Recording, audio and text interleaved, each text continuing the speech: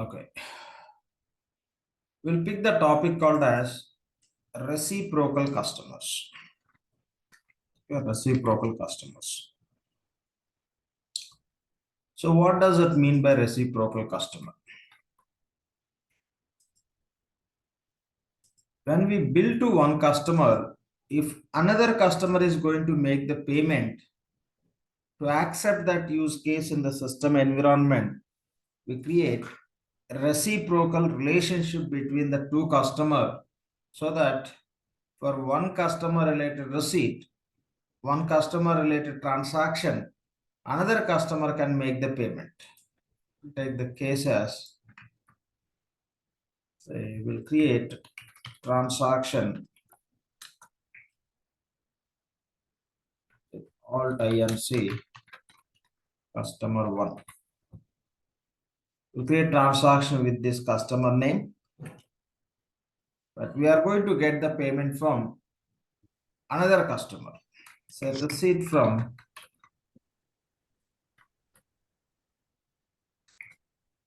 some XYZ INC card. So as per standard functionality, we can create and apply the receipt with the same customer, and we cannot create receipt with a different customer to apply the transactions on another customer. If transaction is belongs to customer A, receipt also should be with customer A. Otherwise, we cannot apply the receipt on the customer A transaction. But if you implement reciprocal customer concept, system will allow us to apply the receipt on other customer related transactions. So we'll see what setups are required. Okay. This we call as reciprocal customers. We have to create the reciprocal relationship between those two customers so that we'll be able to achieve this. Now, already we have alt inc customer one. We have to create customer called as XYZ inc corp. First setup is create customer as XYZ inc corp. Then in the system options, we have to enable reciprocal customers for our business unit. Take the point as enable reciprocal customers system options. Between these two customers, we need to create reciprocal relationship. Create reciprocal relationship between these two customers. So along with this, we have to map reference data set at BU level, whatever we use in this relationship. Just make a note, we'll see in the system. Assign reference data set to business unit. So these are the setups we have to complete so that we'll be able to perform the receipt. Customer receipt we can create with a different customer. Still we'll be able to apply the receipt on the other customer transactions based on these setups. We'll see in the system. Create customer with this name XYZ INC corp.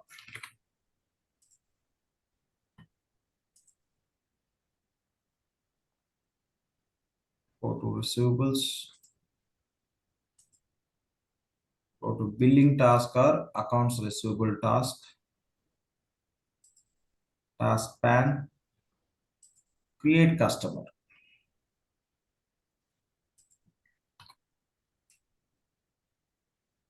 And select a reference data set as a enterprise.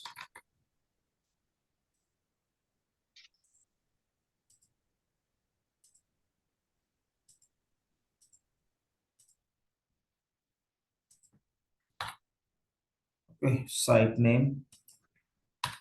address line 1, provide postal code,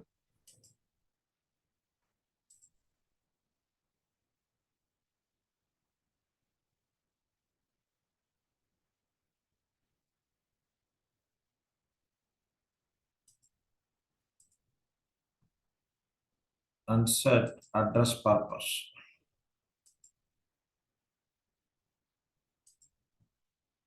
Bill to, ship to.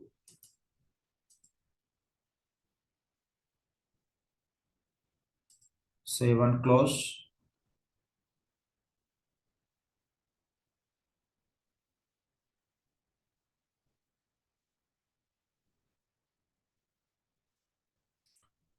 And we may override the profile class.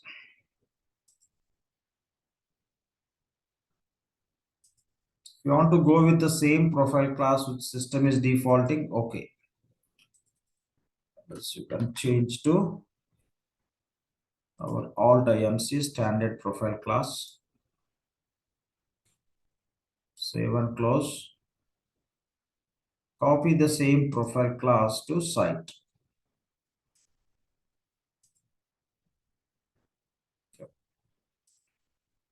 Done. Now, so enable reciprocal customers at system options level. Go to system options for our business unit. Setup and maintenance. Search for system options. Manage receivable system options.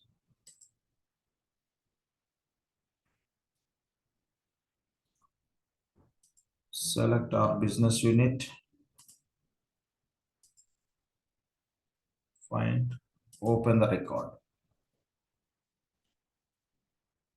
So within the system options, if you scroll little down, you can find the region called as customers. There is one checkbox called create reciprocal customer. Enable the checkbox and save and close. Done. Create relationship between the two customers, reciprocal relationship. We are going to create the transaction with alt INC customer. From alt INC customer, we are going to create the relationship. We create transaction with the which customer. From that customer, we have to create the relationship. Our transaction customer is going to be alt INC customer. Find the customer. Now go to click on account number. Here is the tab called as relationships. Okay. We have to set the relationships at account level. Click on relationships. Click on create and related account. Okay. We have to select the account of our customer. Here we can search with a number. Okay, with the description you cannot search it, so this is a field mandatory. What you can do is before you navigate to this page, this customer record, you take the customer account number, which customer XYZ Corp.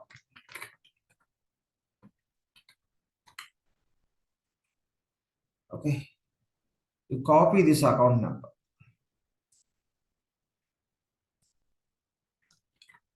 With this number, we can create the mapping. Now go to alt INC customer to create the relationship with another customer.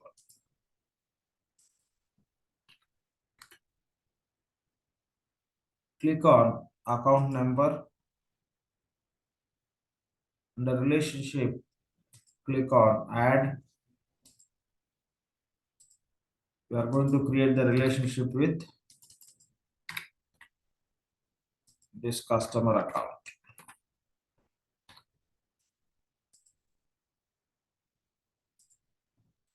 XYZ INC code.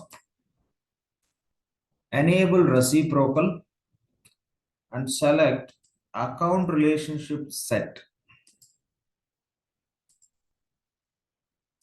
enterprise.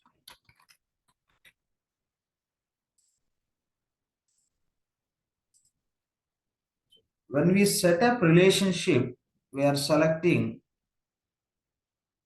reference data set as enterprise set. The same we have to set at BU level related to relationship related reference data object. Okay, here we are selecting enterprise. The same we have to set at BU level. Say okay. Save and close. We create a relationship. But whatever the relationship we created, relationship creation time, whatever the set we used, the same we have to set at BU level. That is the next setup.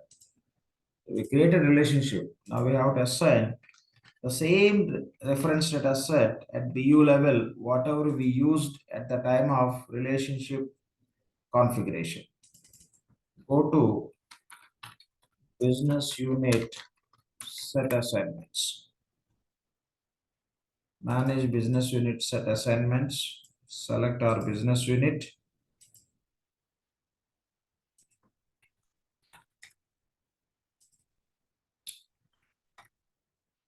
Alt INC, US business unit. Sorry, one second.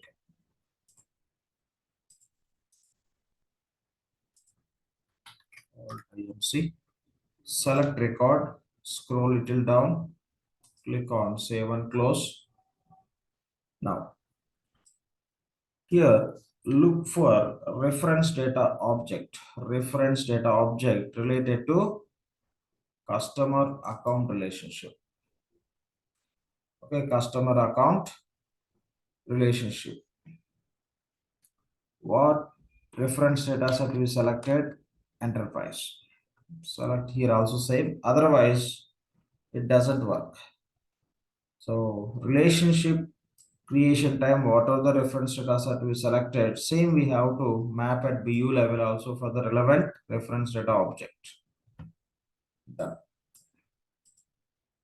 So these are the basic configuration we have to complete, so that system will allow us to create the transaction with one customer, receipt from different customer, and we still will be able to apply the receipt on other customer related transactions. Now we'll go and create the transaction with Lakshman, customer name. Yep. a question. Maybe it's a basic question, but how do we remember where to assign enterprise RDS or the common RDS? Sorry, How do we remember that where we have to assign RDS as enterprise and where it should be common? Like, how do is you there any remember? criteria? Everywhere you can use common only, but you cannot use for customer common, right? Okay, we discussed right in the previous classes. Common we cannot find at customer level. That is the Okay. reason we are using, and wherever you cannot use common, you can use enterprise, or else you create your own and you can use it. That's all. Okay. Okay. Yeah. Let's create transaction from this customer.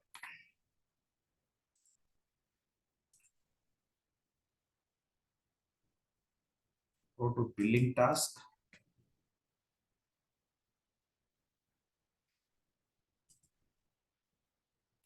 Create transaction.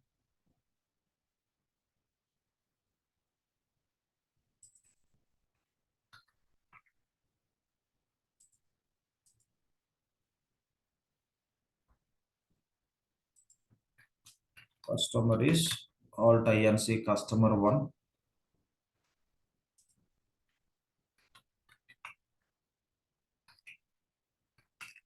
$5,000. Save and close.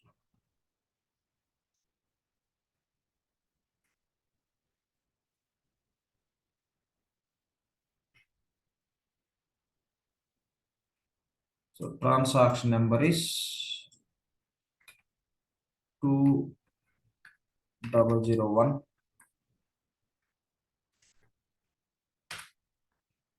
Now create receipt with this customer name.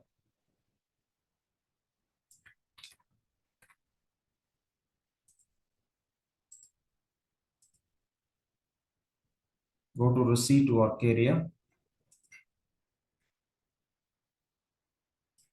Task name is accounts receivable. Go to task pan, create receipt. Select how we are receiving the payment. Receipt number.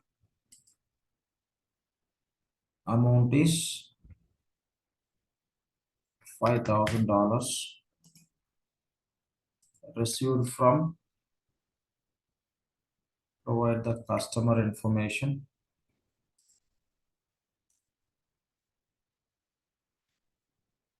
Now click on submit and apply.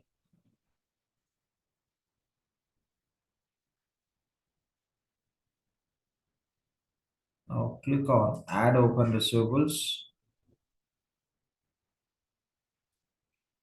Now here we are not going to find any transaction related to XYZ Inc. Corp. Now you just remove XYZ Corp including the customer number. Here select customer called as Alt Inc. For Alt Inc. customer transactions, we are going to apply this receipt.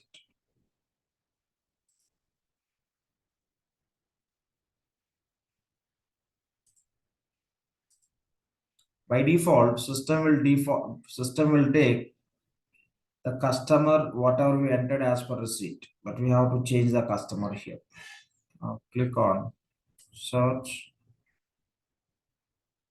Now we are able to see the transactions which are available with Alt Inc. customer one. But if you look at our receipt, XYZ Inc. Corp.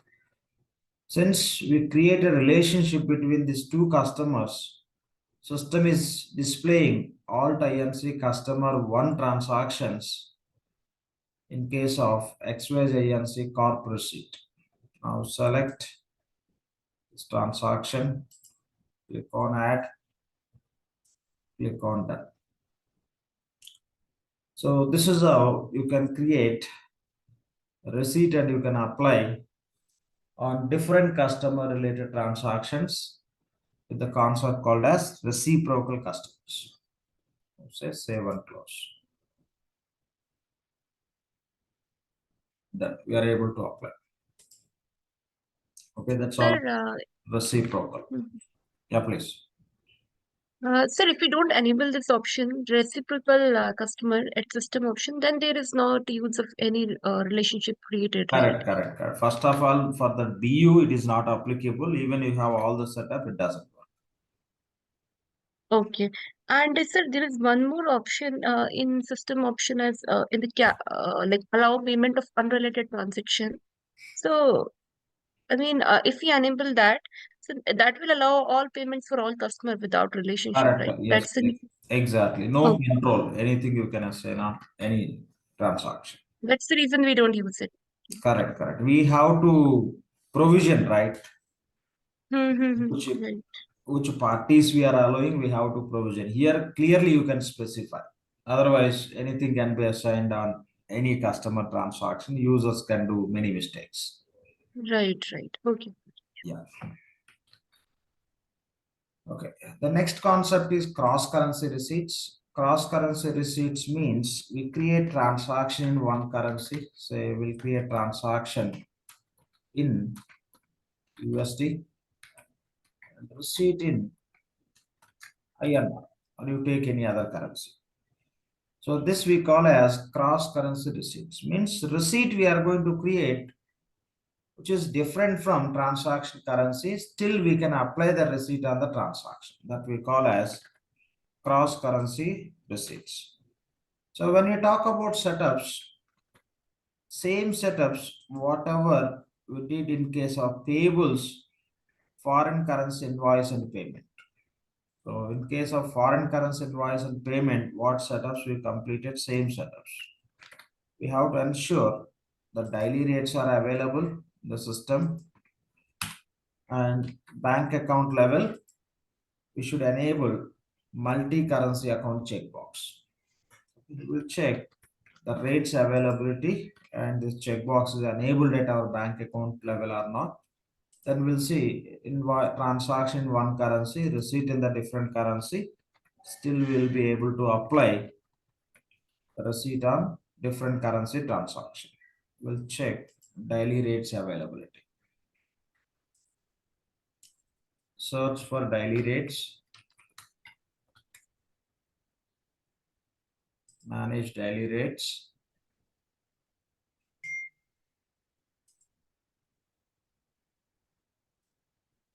Here select rates availability between USD and INR.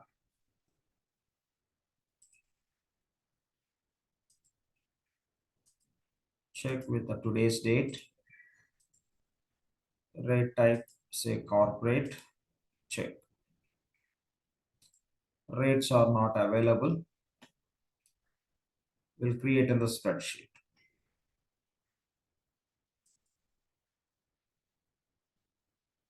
Open the spreadsheet.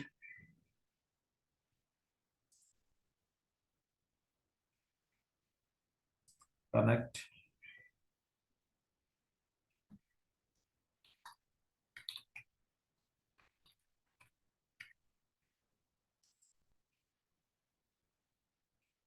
Skip.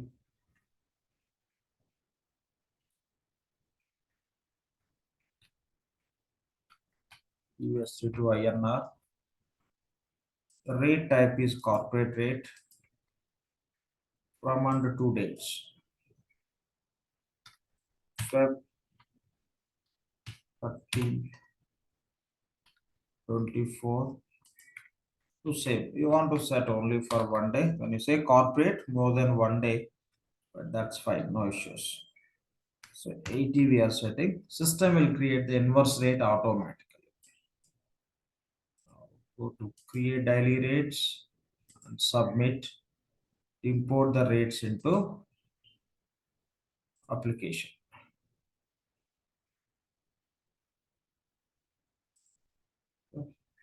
Successfully inserted one. Say okay.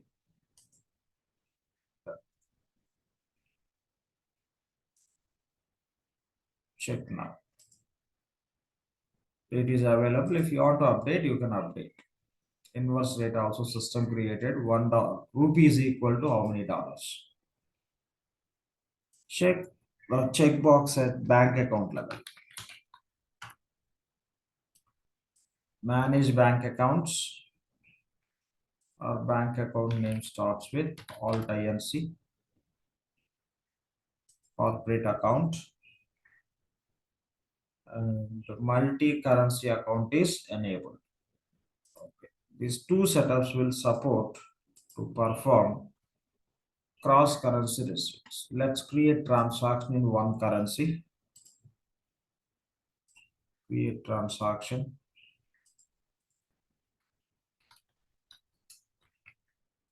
Alt INC invoice. Alt INC customer 1.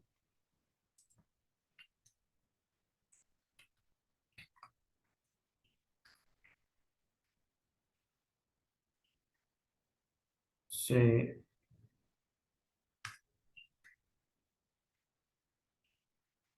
here you can say $1,000. Complete and close. We are creating the transaction in dollars. Transaction number is 1006.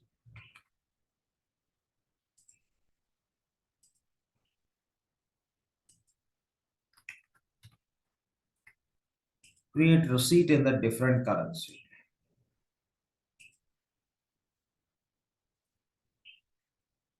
Select receipt method. Receipt number.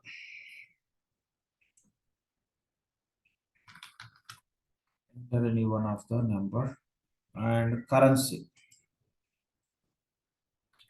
we are receiving the payment from customer in INR currency. Once you select different currency, which is different from ledger currency, here you could see conversion rate or calculator kind of icon. Click on the same and select what rate, which date related rate it has to take. And rate type is corporate. Say okay. Now enter amount. So amount, how much, the amount we received in the rupees. How many rupees we received? 80,000. Yes, whatever we received, you can enter here. The 80,000 is exactly equal to $1,000, or I'll say you received only 79,000. Enter. That is equal to this. Okay, the variance system will take into, if it is a gain, into gain account, if it is loss, into loss account. These accounts are available in the system options. Let's make it as 80. And now click on save and do, submit and apply. Okay, I think we will select customer details. Customer is Alt INC. Save it. Now click on add open receivables. Now we are going to apply the receipt in the different currency, right? You should enable the checkbox called as include cross currency transactions. Otherwise, you don't see. What system will do is system will look for the transactions which are available in the receipt currency only. Enable include cross currency transactions. Click on search. Okay. So now select the transaction which is available in the different currency from receipt currency. Receipt currency is INR. Now it is displaying USD related transactions also. Select, click on add, click on done. Okay, now cross currency rate it is taking 80 based on our setup. There is no exchange gain or loss, exactly matching. Okay, now say save and close. So in payables also we have seen cross currency payments. In receivables, cross currency receipts. And that's all about setups and the process. Now we'll see receipt write-off. We discussed about on account receipt. On account receipt. In case of on account receipt, what is the example we have taken? Say customer paid excess amount. Okay, since the amount is $100 excess, we kept on customer account. If amount is very less, customer may ignore that amount. In our books, that information will be displayed unnecessarily in the reports. So to close that amount, we perform the on account. We'll take the case and we'll discuss and we'll execute. Say the transaction amount is $9,999. Customer paid $10,000. And we can apply up to $9,900. Okay. And outstanding will become zero. How much we are applying? Up to transaction amount, natural application. How many dollars will be left as unapplied? Only $1. Now, since only $1, customer is not interested. Customer is not asking for refund, or customer is not asking to move this $1 to on account. Customer ignored this amount. Since customer ignored, okay, since customer is ignored, if you are going to, if you are going to keep this information in the system as it is all the time, whenever you run the report, say you are running the report related to receipts, the receipts, it will display $1 amount as unapplied amount. Reality, we don't want to maintain this amount. Customer also not interested. Since we are not going to take any action, since we are not waiting to perform some action based on this $1, what we do is we close that amount. Okay, very minute amounts where customer is not interested, those amounts we can close so that unnecessarily this information will not be displayed in the report. So that we can achieve with the concept called as receipt write-off. Okay, that we can achieve by using the receipt write-off. Now, so if you want to perform the receipt write-off, you have to complete certain configuration in the system. So first we have to set the limits.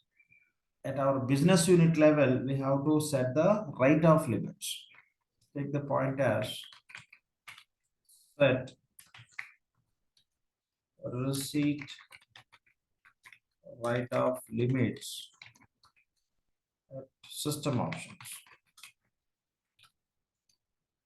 You may set write-off limits at system options means BU level. That means you are setting at BU level, maybe $1,000 you are setting, up to $1,000 you can close, you can write off. But we are going to perform this write off from the specific user. What is the limit for that user also you have to set. Okay. That you can say set write off limits for user. User level you may set $100. And we need to create receivable activity for this write off. How much amount we are writing off, that amount we have to capture with a separate account. So create receivables activity for write off. So these are the setups we have to complete. After completing these setups, we will create the transaction with this amount, receipt with this amount. The $1 will be available as unapplied. Since we are not going to refund, our customer is not going to talk about this $1, since amount is ignored because it's a very minute amount, we are going to close, okay, with the write-off. So the $1 which is unapplied, we will perform the write-off. Write-off $1. This is what we are going to see in the system. After testing, we will work on refund also. If amount is big amount, customer may ask us to keep on the customer account. On account already we tested. Sometimes customer may ask us to refund that amount. That is a customer refund. We will test that after testing write-off. Also, we should also test the write-off, the more than that eligibility of the user, if it happens, what it shows. That user, it will throw error message saying that you don't have any approval limits, you don't have any authority to perform this write-off. It will give the pop-up message, error message, so that the limit can be increased, or else who has authority, that person can perform. That's it. Okay, fine. Got it right? Yep. Yeah, fine. Go to system options.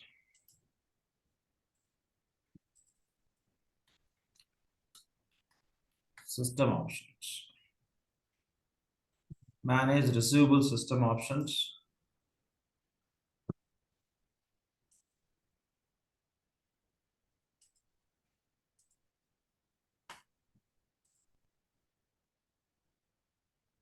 And here go to cash processing tab. and we have a field called as from write-off limit per receipt to write-off limit per receipt. A setting from 1 to 1000. 1 to 1000. So this is a positive case, excess amounts.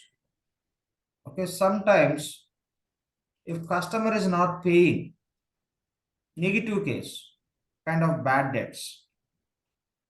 So if you want to write off what customer is not paying, that if you want to handle that, that is a negative case. You may set minus 1000. That means excess amounts you can write off up to 1000. If customer is not paying also, you can write off up to 1000. Both you can handle.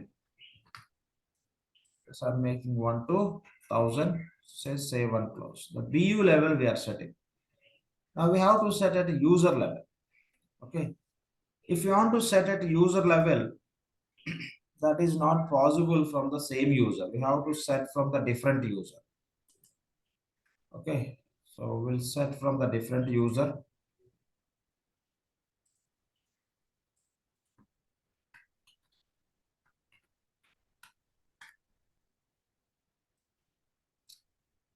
We'll access to this instance with the different user, and we'll set the write-off limits for this user.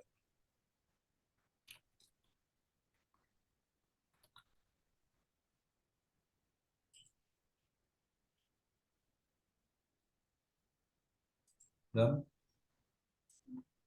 click the URL, go to different browser instead of log out and log in.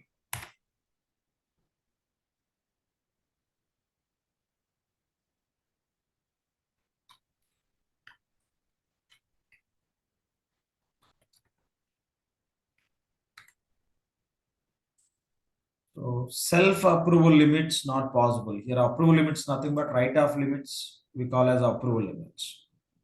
So always we have to set from the different user.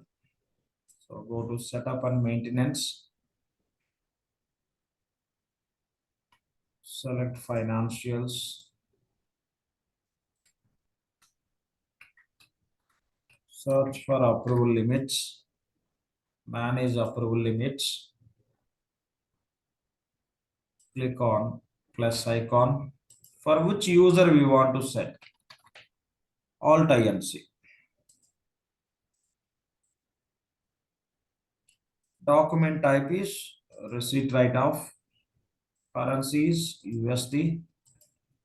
Limit you want to set 1 to 100 only for this user. The BU level up to 1000, but for this user we are giving limit up to 100. Say save and close. Now next setup. Create receivables activity for receipt write-off. Setup and maintenance.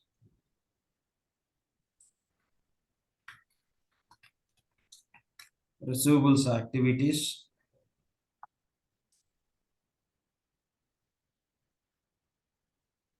Okay, here write-off. You just check with our business unit, Alt INC. Check.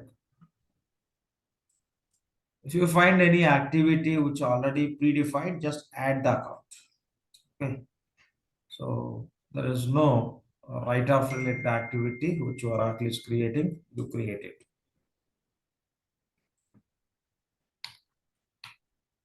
Select business unit. Alt INC. Receipt write-off. And activity type is receipt write-off. Select receipt write-off and provide relevant account. Here just for testing I'm picking random account. Reality select write-off account. Say save and close. Done. So we are good with the setups. Now we'll simulate this in the system. Create transaction with the same amount.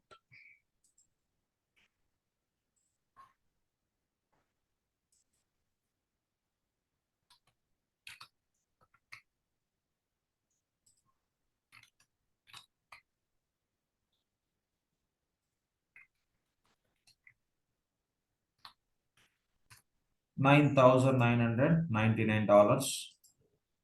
Complete and close. The transaction number is 2002. Now create receipt with $10,000.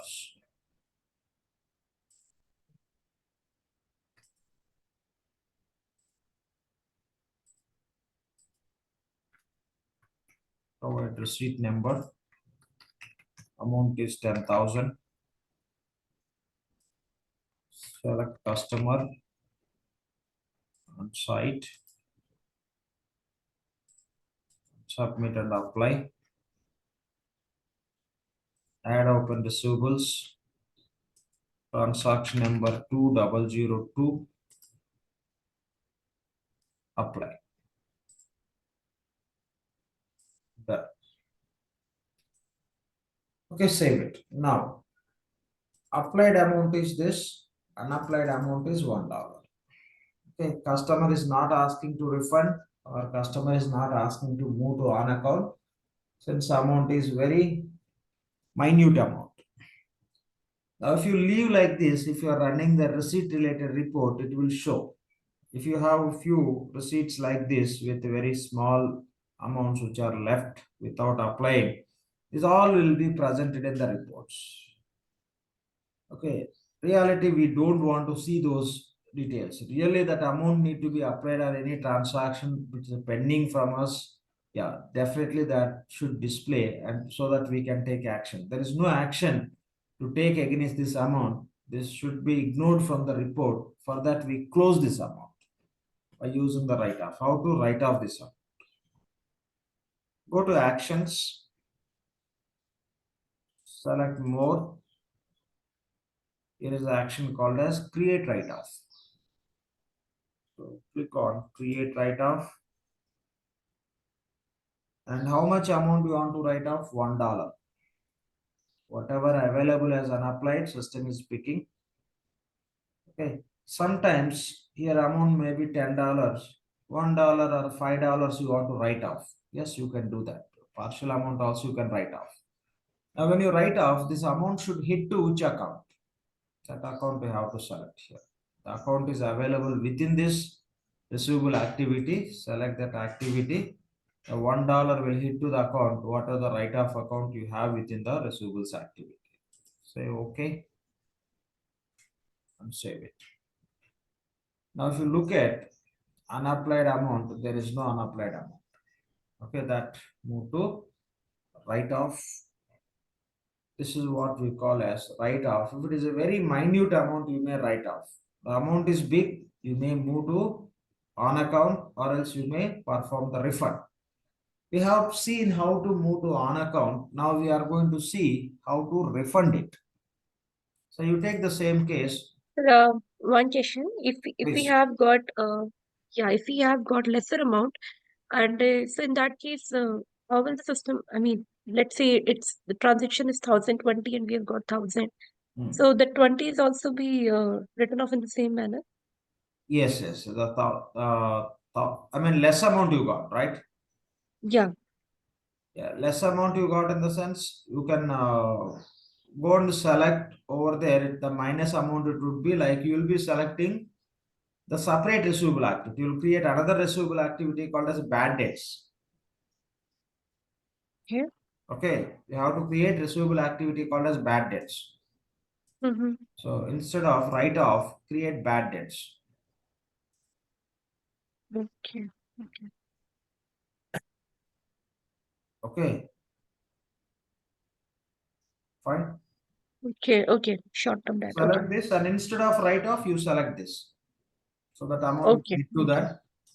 That is a So negative. write off when we select, it means that we are doing a positive. I mean, receipt is more. Yeah, yeah, Less. positive, Okay. more amount of. Okay, Okay. less means you have to treat as a bad debts. Okay. Okay. Yeah. Now let's talk about refund. You take the same case and we'll change the amounts.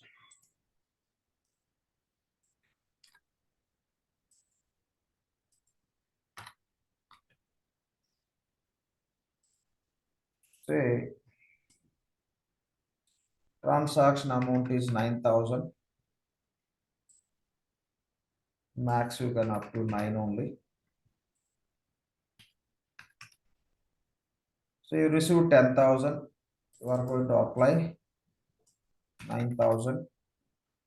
Unapplied amount would be 1,000. Okay. So transaction amount is 9,000 and you receive 10,000, or else you receive twice, whatever it may be the case you can take.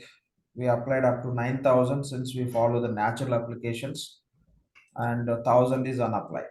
This 1,000 unapplied amount, customer can ask us to move to on account, or we may apply this 1,000 on another transactions, or customer may ask us to refund. Say now customer is asking us to refund. So as per system, if you create receipt and after applying the receipt amount on any transaction, the excess amount whatever you have, you cannot refund directly. As per system, even reality also, you received one check, but check you have to submit to the bank, you have to perform the remittance, then there is a possibility of getting the payment from the check. The same you have to update in the system as check you submitted to bank with the activity called as remittance. Okay, you have to perform the remittance in the system. You have to perform the remittance in the system. So what we have to do is create the transaction, create receipt, apply. The receipt has to be remitted if you want to refund back to the customer. So perform remittance, remit receipt. Remit receipt to bank. After performing the remittance, then you can perform the refund.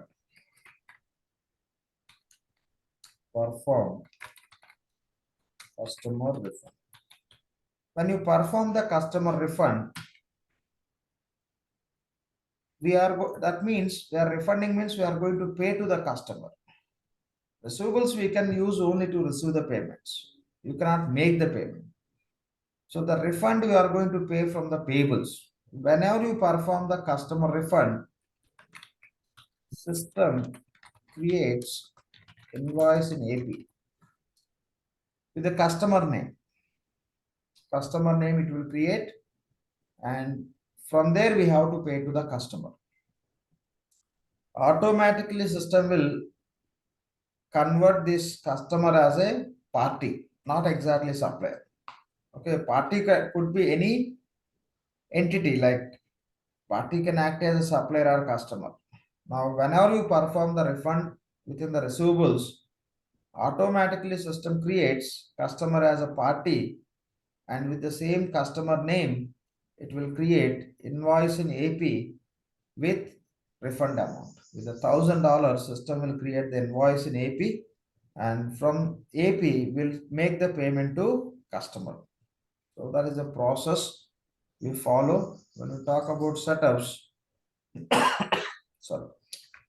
So we have to set the minimum refund amount in system options. And also we have to create a receivable activity.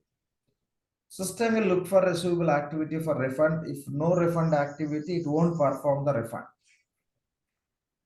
So create receivables activity for refund. Along with this, you have to set approve limits also. Set limits for user to perform the refund. So these are the setups, and this is the process we have to follow. First we'll complete the setups, then we can execute the process.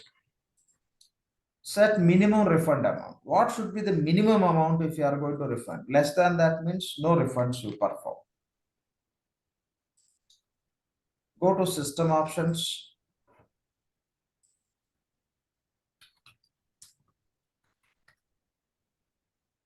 Manage receivable system options. Select RBU.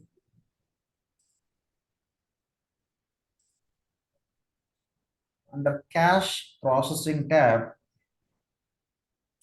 here provide minimum refund amount. Okay, minimum refund amount. How much is minimum refund amount? $10 minimum. Okay, less than that, no refunds can be performed in the system. We don't perform. So save and close. Now you have to set write-off limits per user. Go to another user. From here you can set.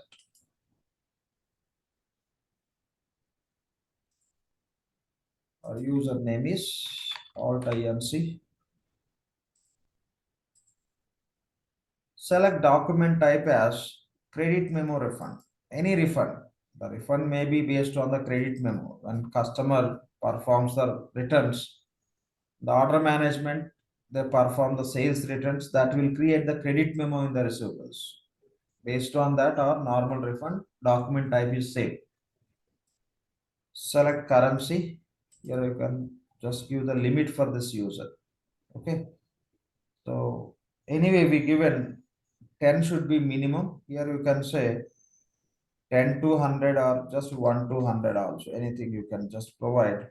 For this user level, you are giving refund up to say 10,000. In between, this user can perform. Already we have a control at BU level as a up to $10, no refund we perform. System won't allow. Say save and close. Up to $10,000, this user can perform the refunds. And create receivable activity, which is a mandatory. Please. Any question? Please go on mute, please. Okay. So if you guys are just leaving as it is after questions, please go on mute. Manage receivables activities. And here, look for receivable activity called as refund. Okay. So no refund receivable activity. Create one activity. Alt-INC. Refund. Select activity type as a refund. Provide refund account.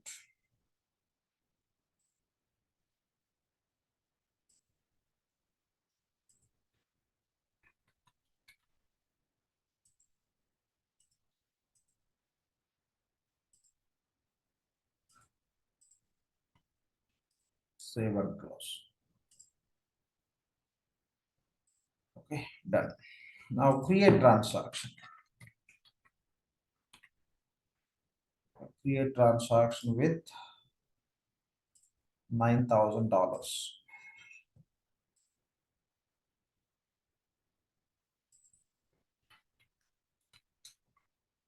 Select transaction source. Select customer. $9,000. Complete and close. Transaction number 1007. Create receipt with the $10,000. Now close this browser. Create receipt with the $10,000.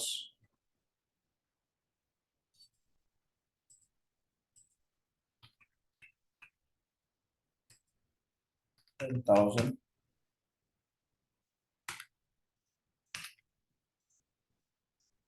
Select customer and account.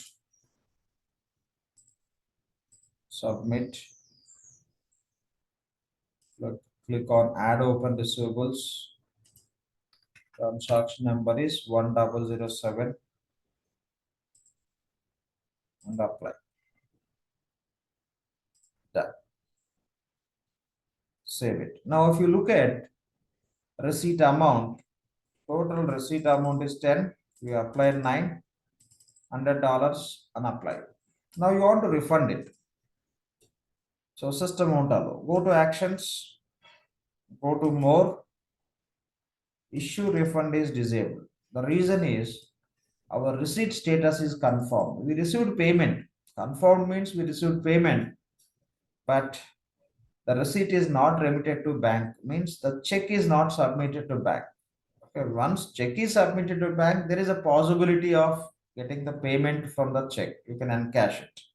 So if you want to refund any excess amounts, unapplied amounts from any receipt, the receipt status should be remitted. Now we'll see how to perform the remittance. Save and close. Go to task list. Here is the remittance section. Click on create receipt remittance batch. Okay. Click on create receipt remittance batch.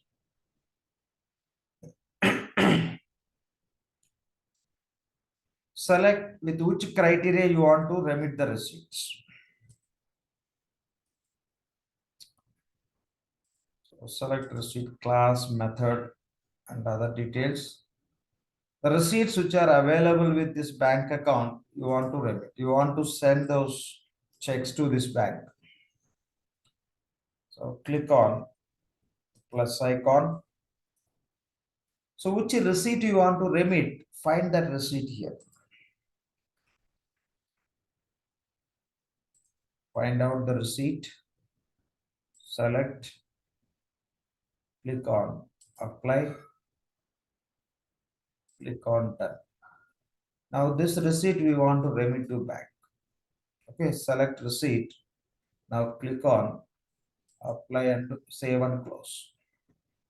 System create a remittance batch. Batch number is 1001. Say OK. Now click on manage receipt remittance batches. So search with our business unit.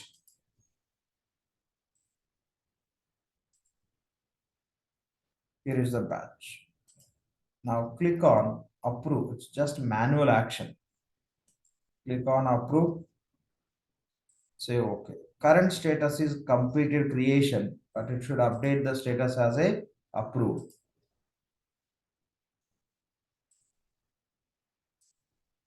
Refresh.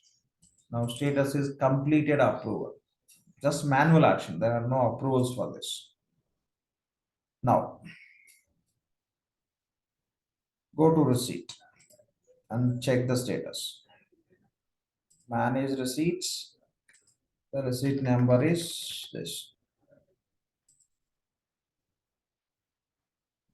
Here you can see the status as a remitted. If receipt status is remitted, okay, you will be able to perform the refund. See, issue refund is enabled. Before we go on to perform this refund, make sure the AP period status is open. Go to payables, invoices, go to task list, manage accounting periods. Select our primary ledger and the current period status is open. Cool. Now we'll perform the refund from receivables. System will create payment request as a invoice type in the payables. That means receivables department is requesting payables department to make the payment to the customer. We'll see that. So receipt status is remitted. If any unapplied amounts can be refunded to customer. Now go to actions, go to more, select issue refund. Select issue refund. Now whatever the unapplied amount available here, the same amount system is displaying here. And to whom we are going to refund? To this customer, and select customer party site. Okay. If you don't provide complete information at this customer level, customer address level, the site cannot be displayed. Okay, you have to provide the information as much as you can provide. So that will be displayed. Customer, when you create the customer address is completely optional, but still you have to provide, then only you can get the data into this field. Refund date. Okay, everything is today. How you are going to refund? The payment method you have to select. Say check. Here we are not going to select receivable activity called as a refund, but system will have a validation. If receivable activity called as refund is not available with the same business unit, system will fail to perform this activity. Okay, we don't select. There should be one refund activity, then only this can be executed. That is the reason we created. Say okay. Now click on save. System will create payment request in the payables. That number it will display here as a application reference. It will display number here. Okay, this number displayed, that means invoice created in the payables. You can see from here also. Click on application reference number, which invoice created in the payables you can see. In the payables, invoice number is same. Supplier or party name is our customer name. See the invoice type, payment request. So now payables department will process the payment to this invoice. If you want to see, let's see from payables directly. Go to invoice work area. Okay. And here you can see, here is the invoice. Label name is supplier, but alt INC customer one. You just click on invoice number.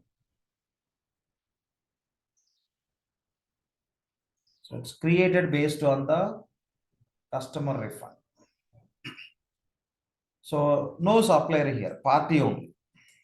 Okay, party can be supplier or customer.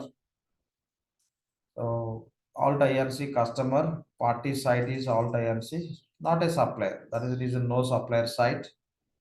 Invoice type system created as a payment request, means receivables department is requesting payables department to make the payment to this customer. That is the reason the invoice type is payment request. So that's how it's system created. Now you can, by default status also validated. So based on the due date and all, you can process the payment. So that's all about customer refunds. Okay, so these are the steps. Sir, This is the process we have to follow. Yeah, please. sir, this customer site has become party site. What? Sorry. This customer site has become party site. Yeah, automatically system create customer as a Mhm. party. By default, anything you create supplier or customer party zone. Okay. Yeah. So Okay. anything you create in the Pause. system, we have a TCA, trading community Mhm. org structure.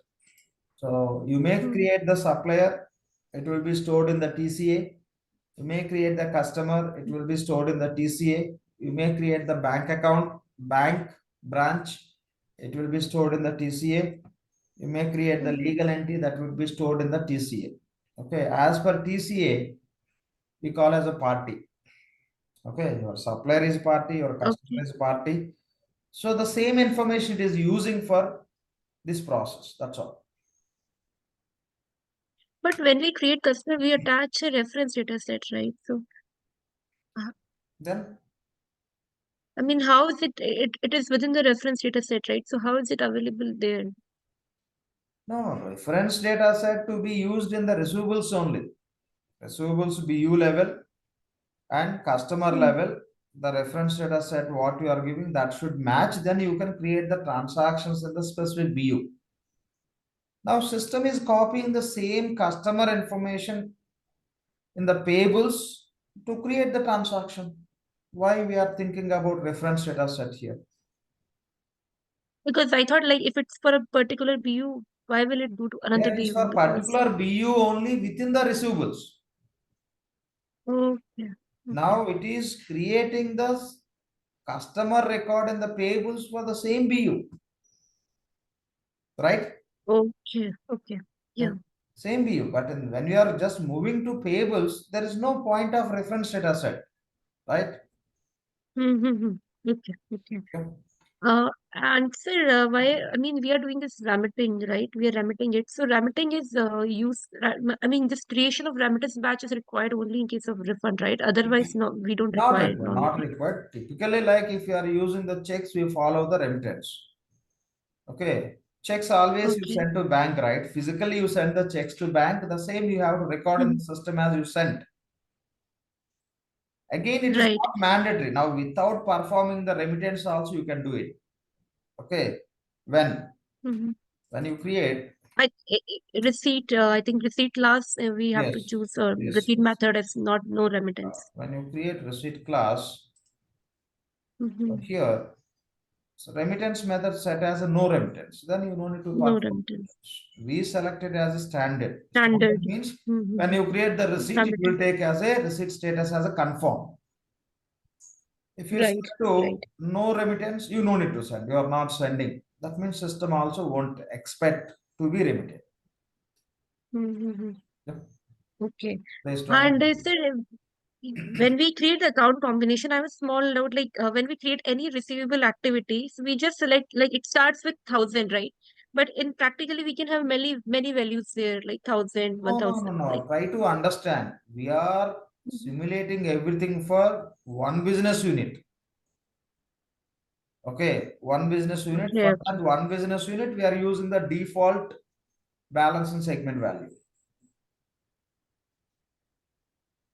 Yeah. Default So if we balance and have segment. multiple BUs, then it needs to be set Each multiple BU times you then. can use the different balance and segment value. Or else you can have within one BU, you can Okay. record the transaction with the different balance and segment values also. So in that case, you create separate one with a Mm-hmm. different balance and segment value. Okay. Okay. See, Mm-hmm. so within one BU, you can record the transactions the more than one balance and segment value, right? Yeah. But when we are doing the setups, we will give only one. Look at the system options, right? Mm-hmm.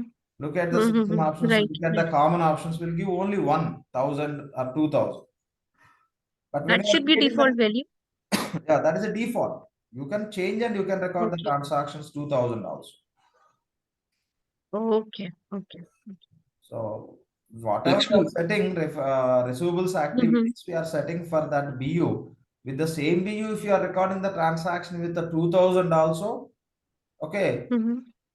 just create transaction with the 2,000. Create receivable activity by selecting 2,000 for same business unit. That is also possible. But ideally, we just map as best practice. We use one balance Mm-hmm. segment value for one business unit. Some clients they says, no, in the payables, I want to record the transaction under one BU with 1,000, 2,000, 3,000 also. In that case, always they have to select according.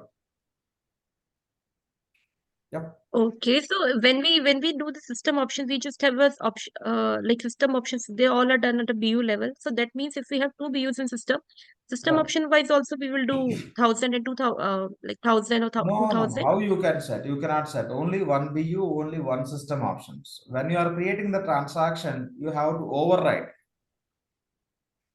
When you create the transaction, system will Mhm. default auto accounting rule, right? Yeah, but system options is done for BU, right? So I mean, we can set it for different BU, no? No, no, no. Different BU you can set. If you are using single BU Mm-hmm. or multiple balance and segment value, see, you have BU one. Within that, you want to create the transaction with 1,000 as well as 2,000 also. Can you set both? No, in that case, we will set a And default, I mean, yeah, value there, and here manually we will have to manually change. change. Yeah, whenever you create the transaction, system will take 1,000 from the BU auto accounting rule, right? Right, right. Manually, you have to go on to change. Okay, okay. That's how So you system, have. this is not a fixed value. I mean, we can Yeah, only one it interpretable will value. fetch. Whatever you said that BU level. BU Okay. level only one balance and segment value you can set. It could be payables or receivables, right? Common options, system options, Mhm. or auto accounting rules. Right, right, Only one you can set. right, right. Or else And what if you we have to can do change is, it, we can change it manually. yeah. Manually you can change, accordingly you can manage. That's how it is. But best practice is always you can manage, maintain one balance and segment value for one BU. Each BU, if you have 10 BUs, go with the 10 balance and segment value. That is best practice. Right, right. So that all this, I mean, we'll set everything for, Yeah. I mean, Otherwise, here and there you may end up with some issues. mistakes. Mhm. Yeah. So that's Yeah, all. Lakshman, Yeah. this remittance is mandatory for cash management reconciliation for receipts. Yeah, if you want to do the bank statement reconciliation in the cash management, you should remit. Without remitting, receipts will not be available in the cash management. AP payment should be available in cash management directly. Once you make the payment in the AP, directly it will flow to cash management. There is no control. But in case of receivables, if you want to do the bank statement reconciliation for receivables, you have to perform the remittance. It's mandatory. Yep, you have Okay, to got it. perform the remittance, then only that information will be populated in the cash management. Yep. Then accounting entry wise, it would be same, right? It's just a normal refund, so it would be a, I Yeah, mean, based canceling on the the receipt. status, it will derive the account from receipt method.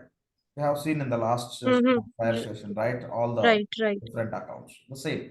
Based on the status of receipt, it will pick the relevant account. So it would like unapplied to cash basically if it's an That's it. unapplied state. Yes. Okay. Unapplied to cash. Before that, if you remit, it will take remittance account, Mm-hmm. right? Okay. If Yeah. you don't find customer, I mean, if you move the amounts to on account, it will take on account. On account. Right, right. Depending on the status of receipt, it will take the account. Okay. Fine. So, fine.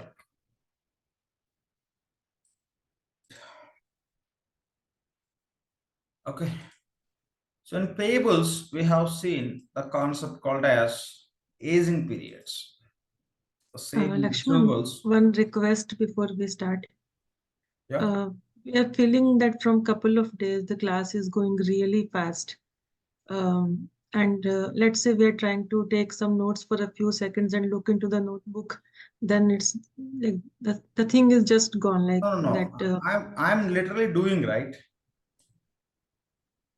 You stop Sorry. me. If somewhere if you want to stop me, you can stop. Okay. I'm doing one by one. I'm writing here, right? Everything I'm writing, everything I'm going one by one step. Right. If I'm not writing, yes, you can raise this point. Yeah, but still, Lakshman, I think if we can little slow down, I don't know how, but Yeah. that's what I feel. I personally feel it's going very, very fast. Sure. Okay. So my concern is I'm writing, I'm explaining, we are doing. So Writing is good, Lakshman, when you're doing it in system, right? That time it's like which option, which where we are going, which yeah, tab okay. we are going. It That is very concern, fast. yeah, rise. Yeah, well, I'll just go little slow there if required. You can stop me also. It's not like after happening something, giving kind of feedback. Not required. We are in the live session, right? You can say, could you please wait here or something like that. Yeah, you are giving heads up, and but still you can just stop me somewhere if I'm going fast. But I'll go with that concern. Yep. Okay, You thank can you. stop me. You can stop me. So we'll go. Fine. Aging methods. Okay. So aging methods. In payables, we have seen aging periods. Okay, the similar concept in receivables we are calling as aging methods. So in payables, we created aging periods. With the aging periods, you could see unpaid invoices. In the same way, if you want to find out unpaid transactions in the receivables, you have to create the aging methods, or you call as aging buckets. With any name you can call. And just we have to run the report to see the unpaid transactions as per the methods or buckets or periods, whatever you create. Here, two steps process. Create using methods and create and run the report. Run collections report. Okay, two steps process. First, we have to create the aging methods. So whether you want to find out with the 4 buckets or 7 buckets, or at least providing 4 and 7 buckets, nothing but the periods. So we'll create method and we'll run the report. We'll see in the system. Okay, how to create the aging method, how the report we can submit by using this as a parameter. So first we'll create aging methods, then we'll run the report. Go to instance, search for aging methods. The task name is aging methods.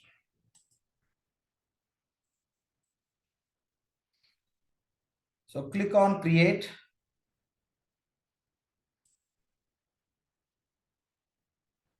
Provide the name. So I'm naming as Alt I and C. 4 buckets.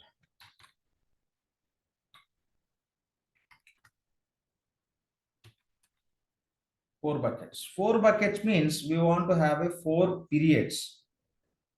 Maybe 1 to 5 days, one period, 6 to 10 days, another period. That's how you can have a 4 or 7.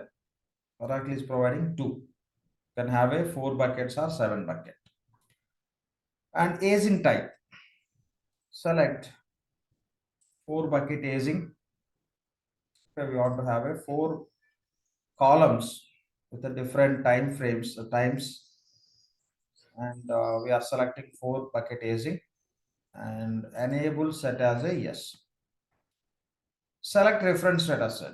Select common. We are using everywhere common. The same you can use here. Use common reference data set.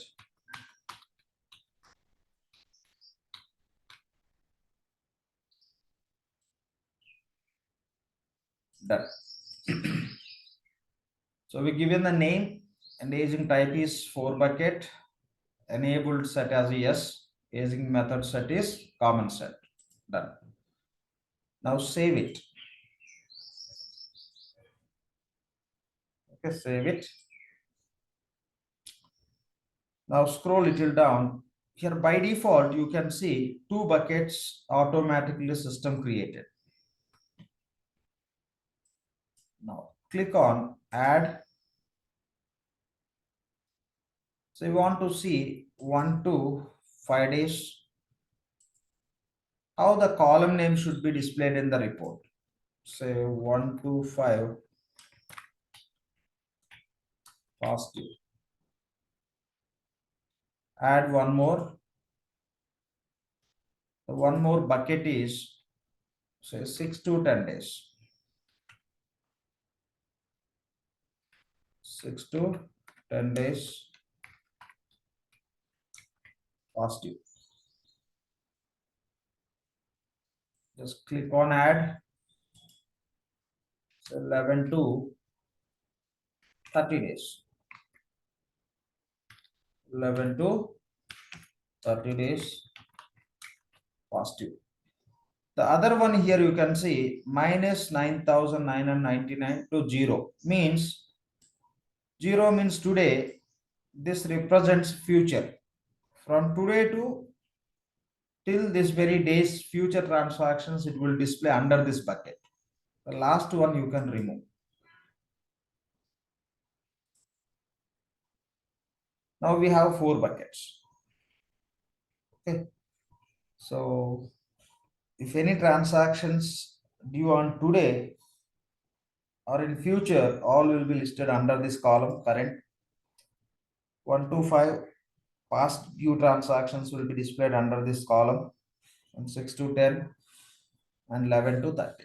So 4 buckets we created. Now click on save and close. So we created aging method.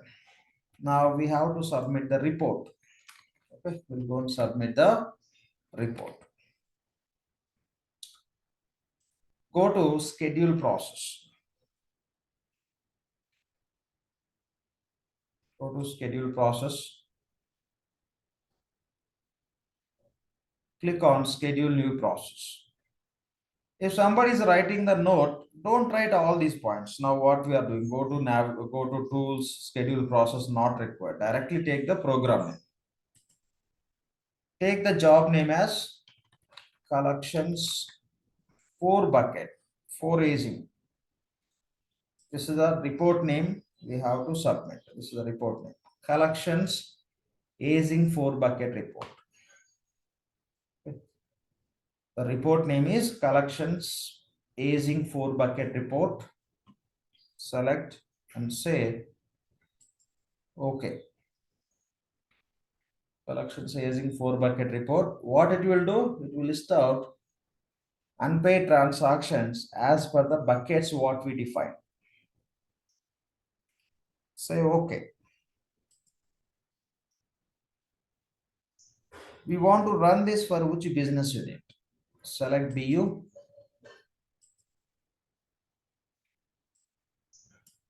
And how you want to see the data, like within that report.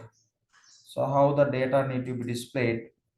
Customer wise, it should be ordered, or transaction type wise, say customer, ordered by customer or transaction type, anyone you can select. Report summary. Okay. How the summary of information need to be displayed, customer wise or invoice wise. Okay. Select invoice wise, each and every transaction wise it has to display the summary. And we have created aging method with the 4 buckets. The same we have to select here.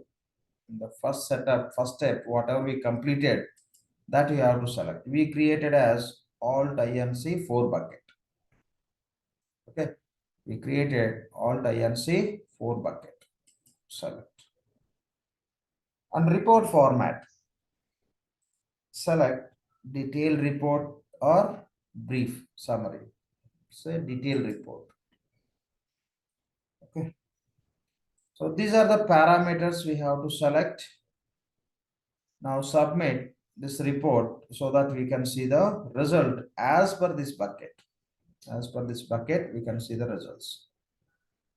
Click on submit. So this show open credit should be yes, no?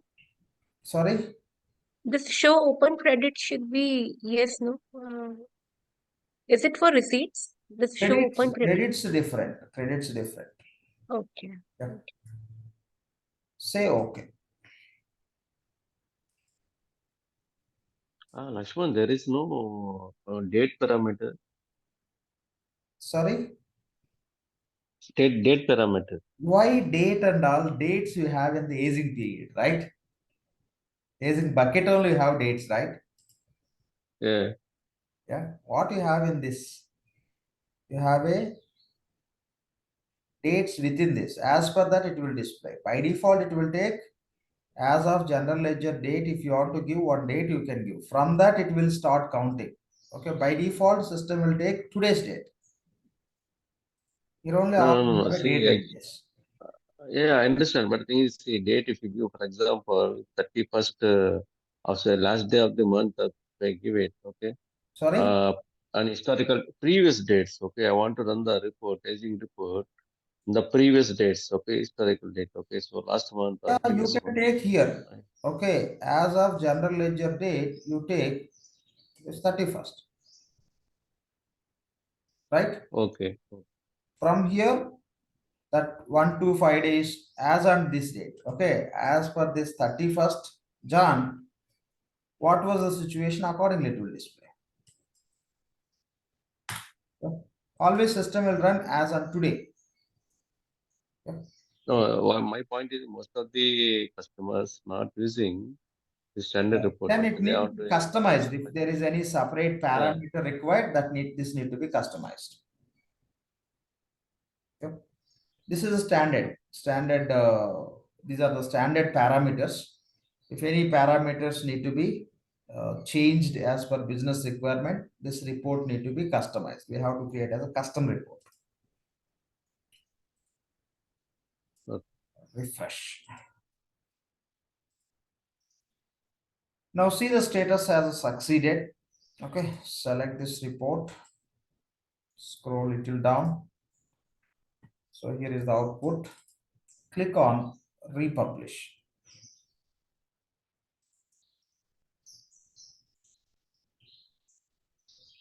Click on gear icon.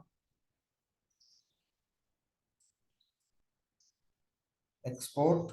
Select the required format of that report. PDF. Open. So we have 4 buckets. Accordingly, you can see the data. The first one is current. It talks about today's due and future due. Only one transaction we have here. And 1 to 5 days past due. We have 2 transactions for this customer. For other customer, you have 1 transaction here. 6 to 10 days past due, no transactions we have. 11 to 30 days, no transactions. So this is how same as payables aging periods. Here we are calling as aging buckets. Okay, by default 4 you can create or 7 you can create. If you want to create 5 or 6 or 8 or 9, this aging buckets need to be customized by technical consultant. They'll create as per our requirement different columns, parameters in this report, or maybe different parameters when you are running the report. So that can be customized by technical consultants. So that's all about aging methods or buckets. Fine. So pick another simple topic and we'll close for today. Yeah, we'll pick this. Hardly takes 5 minutes. Reviewing customer account balance details. Okay. So customer account balances, if you want to review, could be summary or detail. We have to run certain programs. Okay.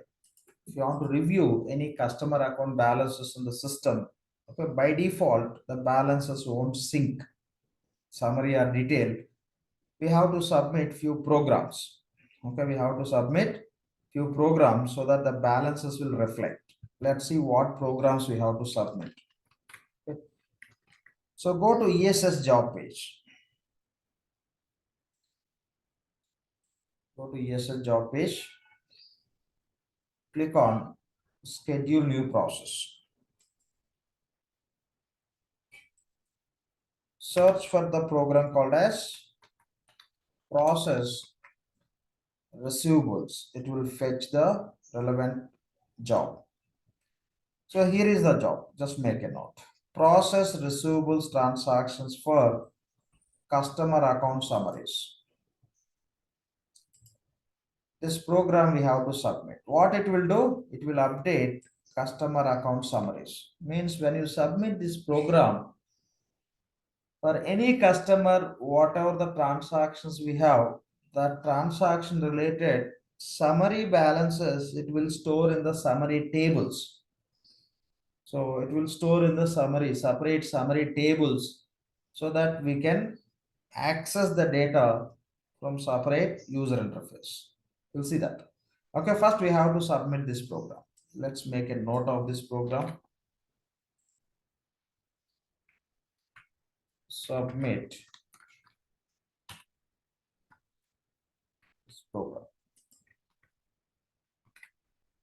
Say OK. And click on submit. No parameter here. Directly you can submit. Refresh. Okay. So we submitted the job called as process receivables transactions for customer account summaries. Done.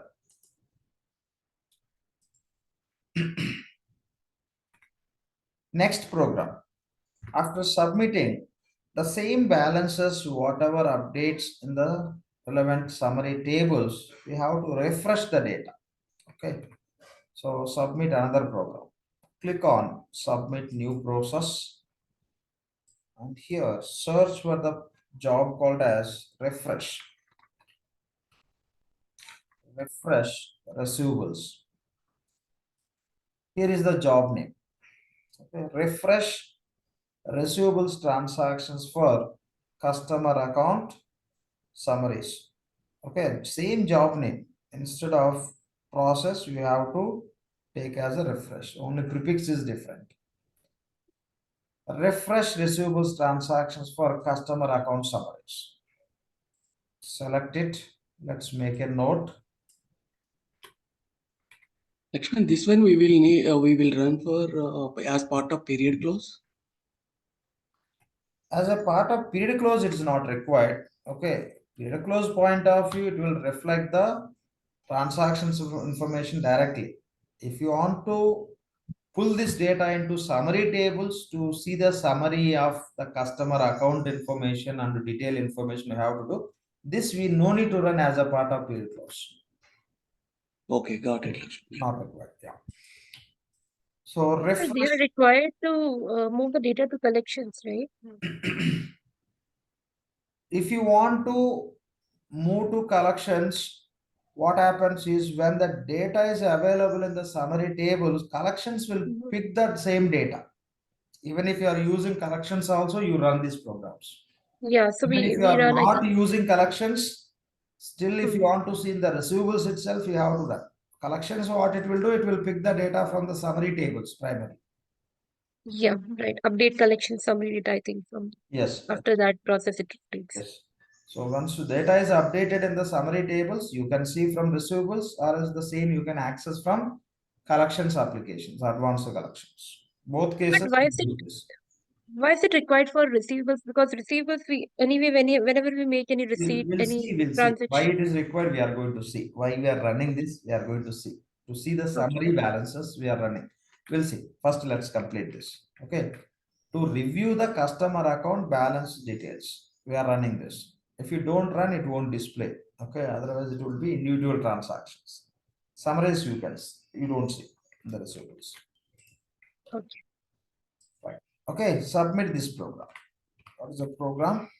Refresh receivables transactions for customer account summaries. Say OK. No parameter. Submit. Say OK. Refresh.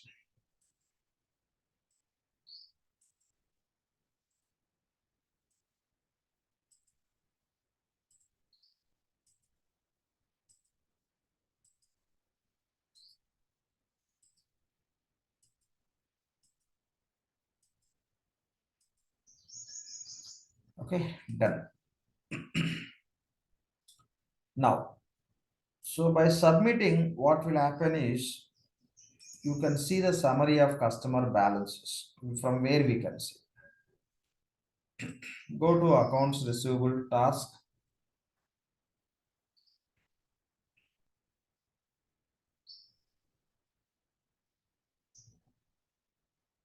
Go to accounts receivable task.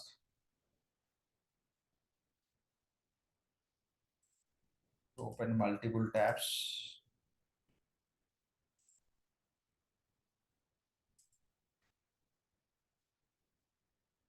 Accounts receivable.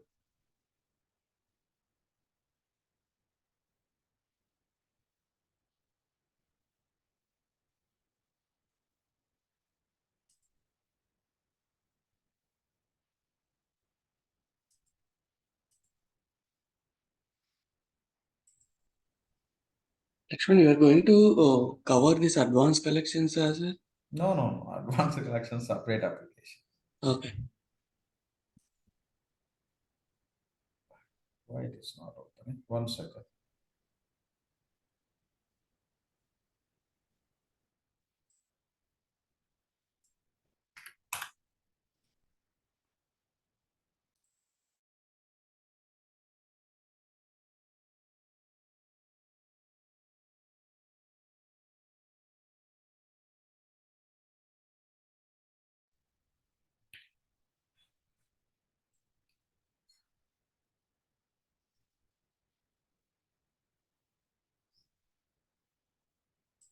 It's not opening anything. Let's try from the different browser.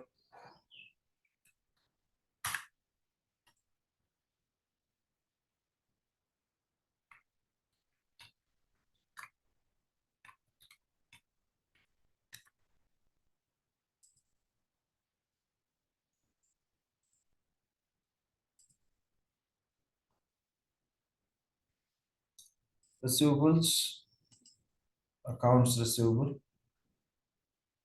Now you can go to review customer accounts or go to task list, and here you can find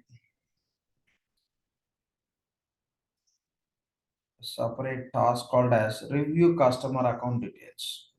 Click on review customer account details task. So here from this page you can access the data which is available in the summary tables, which can be updated by those two programs. Now you search for your customer.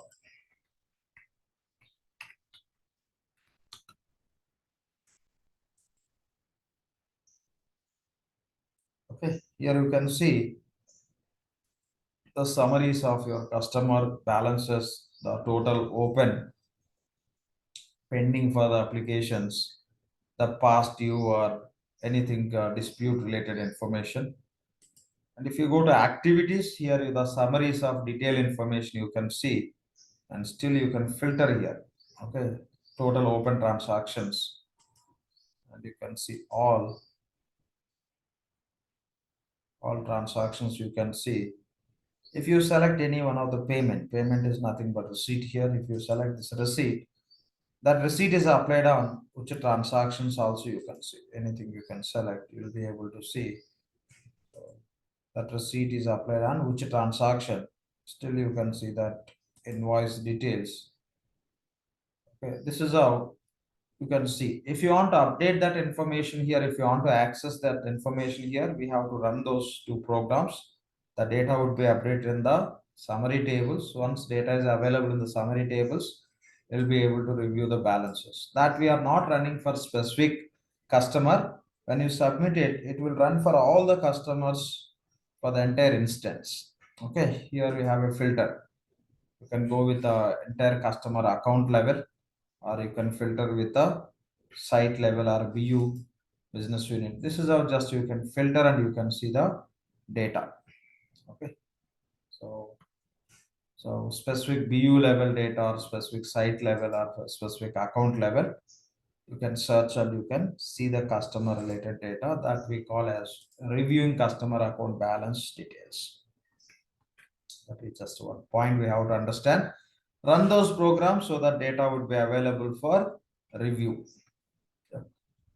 That's all about reviewing customer account balances.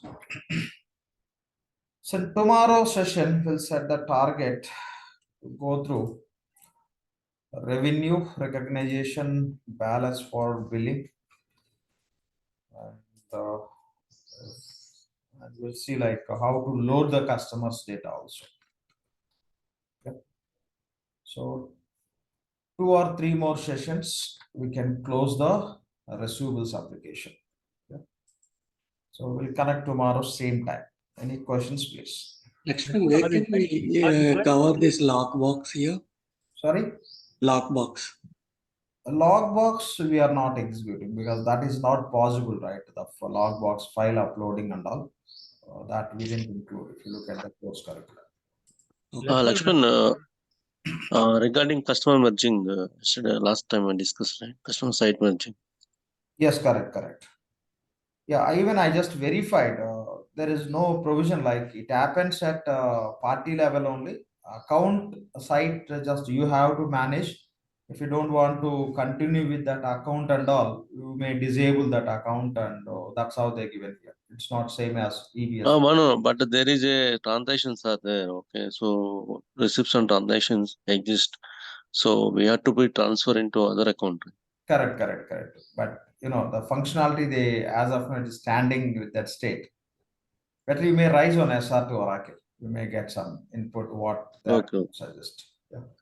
And it would Also, save could you time. share that interview questions if you don't mind? Yeah, I'll upload it. I think yesterday I forgot to place that. Yeah. Yeah, See, thank you so much. I'll sharing, Sir, but the point is, if you are preparing for interview, I'll tell you that simple point how you have to prepare. Any concept you take, what does it mean? First thing is the setups. Every application be aware of setups, AP basic configuration, AR basic configuration, FA basic configuration. This is all you should aware. Okay. Another point is take any concept, be clear about theoretically. Okay, if I ask you the question, what do you mean by receipt write-off? You should be able to say. What do you mean by customer refund? You should be able to talk about. What do you mean by aging methods? That is the one point, the purpose. Okay. Second point, the setups. To implement APR netting, what do you mean by APR netting? You should be able to talk about. What are the setups required for APR netting? The setups you should be able to talk about. What is the process? Okay. So those three areas we have to cover. Take any concept. What does it mean? What setups required and what process involved? These are the 3 points we have to focus. You apply the same for everything and anything. Yep. So that's how you have to Yeah. prepare if you are preparing for interview. You mean each module basic configuration, concept wise or topic wise configuration? Exactly. First, application specific basic configuration. First point. Second point is each concept. What does it mean? For each concept, if setups are applicable, what are the setups and what is the process? Okay, you take here few examples. So APR netting. What does it mean by APR netting? Whatever discussed, that point you should have aware. Second point, what setups required? These are the setups. Now you don't need to say we have to create one customer and supplier. For our testing purpose, we created. Otherwise, there should be supplier and customer with the same name, right? Yeah. You have to talk about this. What is the process? There should be one transaction from AP and AR with the same organization. Then we'll create netting agreement. We'll perform the netting agreement. System will do the settlement. It will create the netting payment receipt. This is what we have to explain. That's all. 4 points. Application basic setup. Second point is the concept, purpose. Third point is concept, setups. Fourth point is what is the process involved. You take this concept. Reciprocal means, what do you mean by reciprocal? Reciprocal is nothing but we create transaction with one customer and we receive the payment from another customer. That is reciprocal customers. What setups required? These are the setups. And what is the process? Create transaction with one customer, receive the payment from another customer. Still will be able to apply the receipt against another customer transaction. Cross currency payments. Creating receipt different from transaction currencies, cross currency receipts. What setups required? These are the setups. What is the process? Create receipt, transaction in one currency, create receipt in another currency, apply that. These are the 4 areas where we have to focus. More than that, there is no other secret to prepare for interview. Focus on that, and we'll be adding that same video also. Yeah, thanks. Yeah.